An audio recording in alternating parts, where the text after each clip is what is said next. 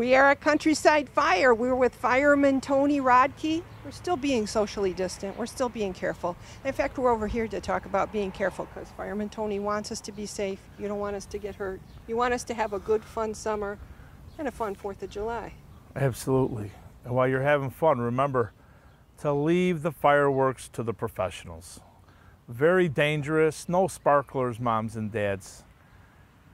1,500 degrees is how hot those sparklers get. We don't want to see any little ones get burned. Even parents can burn themselves. They're illegal. We're not supposed to have these types of fireworks. We're going to have a beautiful display on Sunday, July 4th, 9:30 out at Big Bear Lake.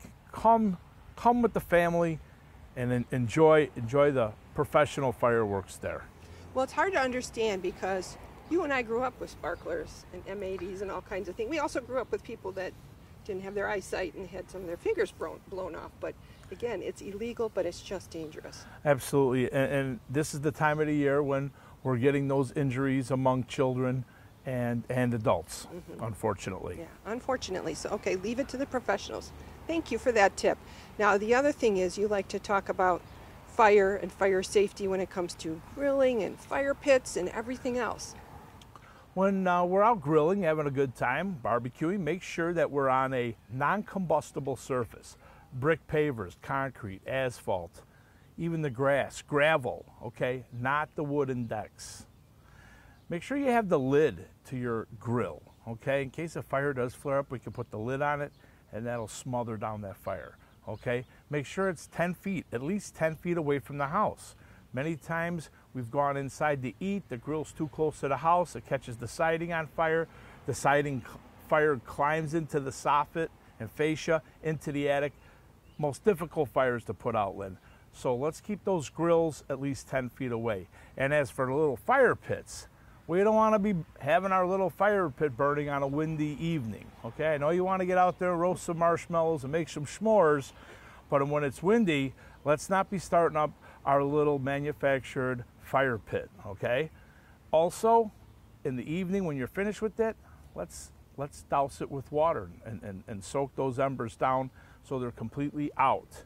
And have the lid available with those manufactured fire pits. So it's just like a campfire. You don't want to, you douse it and you make sure it's out before you go to bed. So. Absolutely.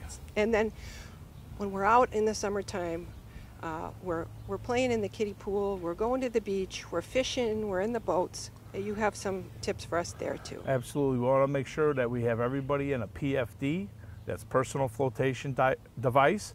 That's your life jacket, okay? Also, when we're in the kiddie pools or the pools, somebody be the designated watcher, water watcher, okay? We got to put these phones down. We got to watch our children.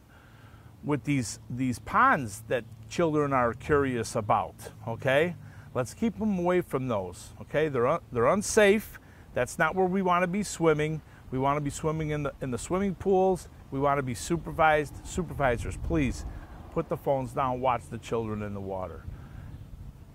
I mean, it makes sense. And we always think about the ponds in our neighborhood. Oh, they're small. It's not a big deal. But it's difficult. You've had people, when you've had to do rescues in some of our little ponds, because there's debris in there. There's like vines and things that'll grab you. Not only is there debris, but they're very steep. And that's what a lot of people don't realize. They're retention ponds. They're designed to hold large amounts of water when we have the heavy rains. And they're very steep, so a child who might not know how to swim may take 1 or 2 steps out and all of a sudden he's sliding deep in the water well over his head.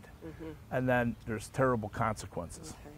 And when we always say, when it gets down to it, if you see something that you're concerned, or you see somebody struggling in the water, you want to do the right thing, you want to help, or you don't know if you should call, remind everybody about the importance of not thinking twice, but getting a hold of you guys as fast as possible. But of course, we always say, when in doubt, call it out, 911. If you're wondering, should I call? Yes. When it comes to water rescue, water safety, we always want to try and reach first. Maybe throw something next if there's something to throw, a rope. Lastly is go in after them, because we want to be part of the solution and not the problem. We do not want to have a double drowning. But maybe there's something available that you can reach out to the person in the water or throw to, okay? At the same time, have somebody call 911. Yeah, because the bottom line, you guys have a response time that is incredible, and we appreciate that. And what we need to do on our end then is if we see something, we need to call you so you can get there right away. 911 is the key. Absolutely, Lynn. And I have to say, the community does a good job of that. Okay, if they're seeing something that might be unsafe, we're getting those calls. So keep up the good work out there. Wonderful. Thank you so much for taking the time. Remember, be safe, be healthy, follow the rules so you do stay safe over 4th of July and the whole summer. So on behalf of Vernon Hills, thank you to Countryside Fire and to you, Fireman Tony. Have a wonderful summer, y'all. Thank you very much. And on behalf of Countryside Fire District, I'd like to wish you a very safe and enjoyable Independence Day celebration.